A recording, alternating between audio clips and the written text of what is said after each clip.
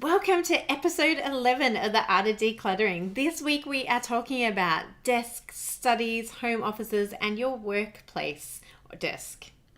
Everyone really nowadays has some kind of a desk or a place where they do their paperwork processing, paying their bills online. If you're a stay-at-home mum, you have some kind of a station. Even if it's your phone and you sit down somewhere and do it on an iPad or your phone, you're still going to have somewhere where you keep pens and papers. And then if you're an executive, doing mortgage broking, or you're executive in an office, you also have a desk and papers and pens, and all of us in between have stationery, have computers, have iPads and phones, and have that kind of administration side of our life. And that's what we want to talk to you about today. Yeah, workstations. Woohoo! What kind of workstations do you use, Kirst? Tell us about, do you work at I know the answer to this, by the way, people. I'm not, totally getting to know Kirsty now. But tell us about where you work and what that looks like. So I have a home office. So that is where I work most of the time. It's a room at the front of our house, and that is got my desk and everything for me in there. We also have a second office in our home for Simon, because he works at home sometimes too. So we're lucky that we have a big enough house that we've converted one of the bedrooms into a home office. Well, actually two. So he also has an office. And then if we're talking about all types of workstations, as mentioned in our walk-in pantry, we also have a little workstation where our iPads sit, where notices go, where filing goes for this kids' schoolwork. So the walk-in pantry is kind of like your family hub, is that right? Yes. And then the offices are genuinely your offices. Yes, exactly. But yours is different, Amy. Tell us about yours. Ours is different. And again, both my husband and I work from home. So we've converted one of our bedrooms into an office for my husband, and he has a proper office with a door, and he has a bit more privacy. My desk, however, is out in the hub of our family living area. And so while I'm working, I've got the kids watching TV in the background, or I can see them outside playing basketball. I can see the front door. I'm right next to the kitchen. So my desk is really that. It's a desk. It's not an office. And it is also our family hub. So schoolwork, notices, bills, everything comes through my desk. And that's the only place in our home that paperwork goes. Excellent. Very different. As always, we are different. We bring you both ends of the spectrum. And I really love the way that I get to do it. I love having a desk that is accessible and easy, and it is just a desk. So there's not really any opportunity for me to bring things into an office per se. There's no storage, there's no kind of corner of the room that I can hide things in. It's my desk, and it needs to be really efficient. So I'm working from home when I'm not out in people's homes, or not out networking, or not out doing different things. I'm working at home. And so I need to be able to sit there and work sometimes 8-10 hours and really get productive work done. And then at other times I can be cooking a spaghetti bolognese, then putting some forms in for the school, and then popping over and getting stuff ready for dinner and paying bills all at the same time. Yeah, which is how our pantry works for me. That's brilliant, isn't it? Yeah. My office is more probably typical space in a home that might be a dumping ground for people. It's not for our family, but I have been in plenty of people's homes that the study or home office space is their dumping ground. And I have a lot of people who actually, this is their biggest desire, to get this space cleaned, because they want to be able to sit at their desk and work and be creative and be productive. So it can be a real bugbear for a lot of people that I work with. And Kirsty has just mentioned the two buzzwords for today's podcast, and that's creative and productive. Because we were thinking about it, and those are really the two different functions that we want to perform while at our desks or in our home offices. There are times when we want to be creative and be thinking and dreaming and planning our businesses, or planning what you want for your family, planning a holiday. And there are other times where you need to knuckle down and really get some productive work done, where you don't want interruptions, where you want to have everything at hand and get things done really efficiently. And so we want to talk to you about how to set up a desk in your office and your study to achieve both of those two different things, which actually require quite different parts of your brain and a different setup, really, don't they? Yeah. So I think for both of them, though, that the first point of call for both functions is a clear desk. You need to have a clear space, and then, if you're being productive, you can bring in the paperwork and you can bring in your notepad and you can bring in things. If you're being creative, you can get messy, but you need to have that clear space to be able to get messy instead of getting messy on top of things, which is frustrating. Kirsty, I'm having pictures. Back in the 80s, my dad used to work for Coles Myer, and the early 90s, and I'm just picturing his desk back in those days. And those desks were really cluttered. But the reason is because they had an address book, they had a business card folder, they had a fax machine, they had a printer, they had a big computer. But all of that stuff now for us is in one really slimline location, and that's our PCs and our laptops. So really there's not need for all of those extra accessories because everything has kind of been combined into this one. We don't even have telephones on our desks anymore because the telephone is part of the computer, is part of our handheld device. And so there is such freedom to really have a simple desk. It doesn't need to be big either. A simple desk where you've got the absolute essentials, good lighting, and then you can add to that as you need. So we were also talking before we hopped on air about how we would really recommend that twice a year, at least once a year, preferably twice a year, you step back away from your desk and really look at what your desk looks like with fresh eyes, because you know what it's like, and this applies anywhere in your house. When you see something often enough, you don't see it anymore. It completely disappears. Visually invisible to you because it's part of your environment. So if you have sticky notes all around your monitor, if you have papers everywhere, if you have bits and bobs all over your desk, then sometimes, or in a lot of times, they just disappear because you're so used to seeing them. So we really recommend stepping away and having fresh eyes on your desk and actually decluttering the desk completely, and then making wise choices about what needs to go back up. Like maybe that some of those sticky notes do need to go back up. They are your passwords or your, things that you do use regularly and you do reference regularly. So that's awesome.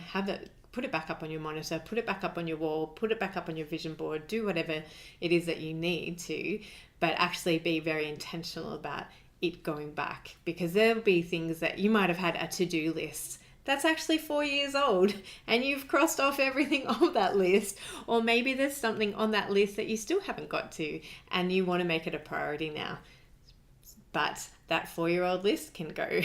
What I found, Kirsty, is when I'm doing that, so I go through the stage where I take every single thing off, put it in a tub, and then I pick what goes back. And there's some things like, I suppose I could need this. Take a photo of it. Excellent. And then it's on your phone, and you don't need to necessarily have the sticky note or the piece of paper with the emergency contact list for people that you really never call, because you've now got it on your phone. And so you can reduce some of that clutter. And clutter on a desk is distraction on a desk. And distraction on a desk means you've really closing off your avenues to creativity, and you're stamping out your productivity. And we want those things. That's what work is about, creativity and productivity. And so a clear desk and a decluttered desk will set you up for that. So what does a creative desk look like then, Amy? So I would say a creative desk looks like an absolutely clear desk to start off with. And then you start to bring in the creative elements. So it might be paper, it might be a vision board, and then you might pull out some colored pens and texters and sticky tape and glue, and you can kind of create that environment that you then dream in without all the distractions. And you've got that space for creativity. And for creativity, I would turn the computer off. Unless obviously you're like a designer and you need to be creative on there. But if you're literally just brainstorming and having kind of that dreaming space, I turn emails off, I turn my phone off. Sometimes it's just 5-10 minutes of dream, but it's dream with no distractions. And that's so powerful. I love it.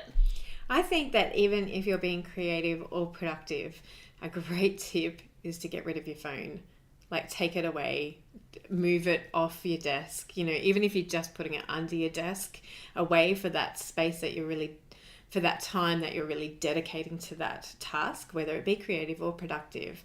But I find it so easy to go, oh, I'll just quickly have a look at Facebook, or I'll quickly have a look and see, I'm easily distracted. And it's a procrastination yes tool as well. That's what your phone is, and it's a temptation. Yes, so remove it from your space if it's not a necessity for your creativity. And what about a productive desk? What would a productive desk look like? What kind of things would we have on it? What would it feel like? So for a productive desk, I would have everything that you need on it to do that productivity. So if you are paying bills, have all the bills on the desk. Have every tool that you need to do that productivity. Have the pens and the texters and the things that you need to do your productivity. And maybe that is the time to have your phone. Like if you're booking in appointments, if you're, scheduling kids' activities, like if you come home and you've got the school calendar and you're wanting to make sure that you've blocked everything in for that term, when their grandparents' day is, when the book parade is, you want to put that all in your calendar, then yeah, sure, have your phone there. Have everything that you need to be productive. Any other tips? I just had a great revelation, actually. You did. I saw it burst out of you. I just had this picture of when I do my BAS each quarter. And I don't keep any of my filing on my desk. That all sits in a bookshelf elsewhere. And I don't keep anything that I need for my BAS on my desk. But when I do my BAS, I gather everything. I sit down at my desk and it spreads everywhere. And I've got piles and systems.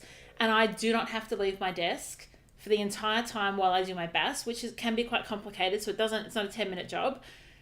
Everything's there. The desk isn't decluttered, but it's organized. Do my BAS, pack it all away, and the whole job's done. Like, that's what productivity is about. It's about bringing every tool that you need to complete the job, doing the job without distraction, and then the key is putting all that away. If I did my BAS and then left my filing on one corner and left a pile of receipts elsewhere and left an email to my accountant open but not sent, that's not finishing the job. And so that then creates the clutter and distraction for your next job, and it ties over. So it's really good to finish that off. And next time you're wanting to be productive, you can just picture me sitting there happily amongst my BAS and doing all my tax. Because believe it or not, people, I actually enjoy that side of life. You are so strange. I am strange and I love it.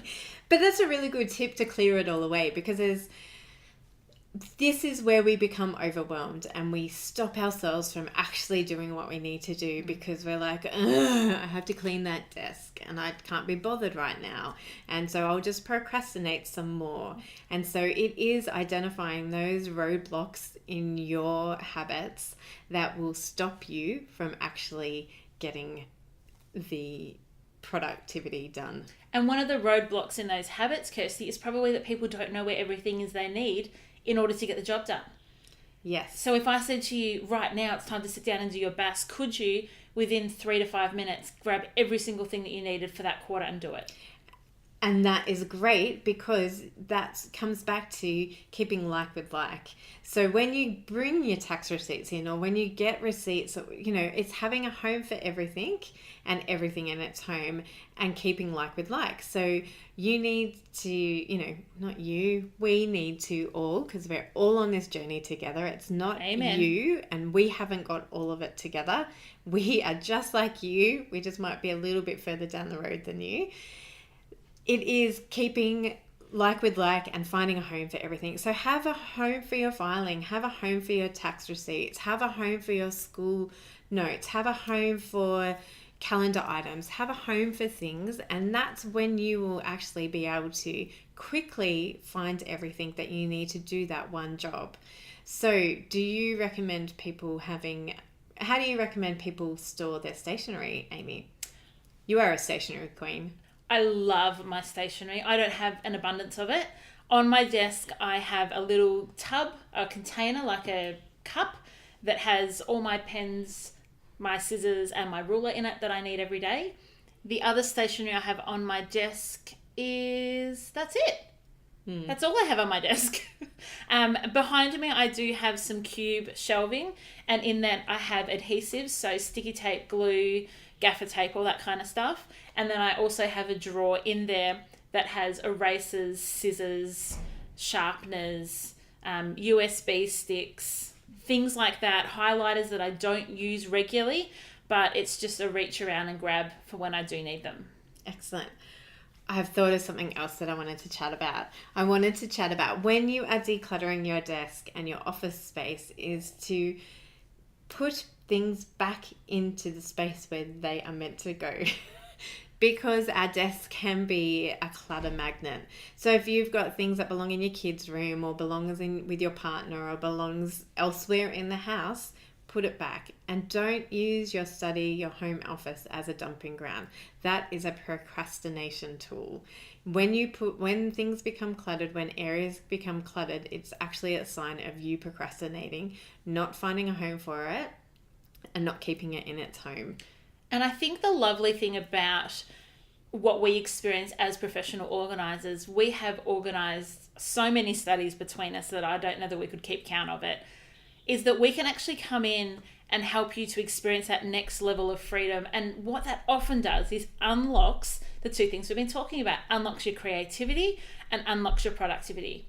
So I work with a lot of artists and people that are designers and interior designers and graphic designers and fashion designers who have that really creative mind. And by setting up the structure around organising and how do we set up our office, they will tell me, oh my goodness, my creativity just went through the roof. Like I had all these great ideas. I came up with these new patterns I never would have thought of. And then the other side of it is people who are very strategic and business minded and A, B, C, D, E, what's that called? Like really linear thinkers. When we organize their desks, they say, I just locked in a new deal, I made this money, I did these things. So that productivity side is released. And so we get to see that. So if you're feeling actually like really stuck, maybe that is the chance for you to call out to either Kirsty or I and get that help getting you over that next burden and releasing you into productivity or creativity. Ooh, awesome. Love it. Okay, we would love to hear what you thought of the podcast, and we would love to tell us what you thought. Ask us more questions. Tell us what you thought of the podcast. Tell us what you thought of the podcast, and feel free to ask us any questions over on the Art of Declutter. Feel free to tell us what you thought and ask as many questions as you need to over on our Facebook page, The Art of Decluttering. We have only scratched the surface of this topic, so please ask away and we will answer as many questions as you have. So please do that. And the other thing is we have a quick announcement for you to let you know that really, really soon we'll be releasing our new online course for our community. So we've had so much feedback and love from you guys that we wanted to be able to invest in you more. See you guys go to the next level, release you into freedom and joy from decluttering your home. So just keep that in the back of your mind. That is coming up. No specific details just yet. They will come out in the next few weeks. So just listen out for that. And you can find more information over at www.theartofdecluttering.net.au. You can find out more information.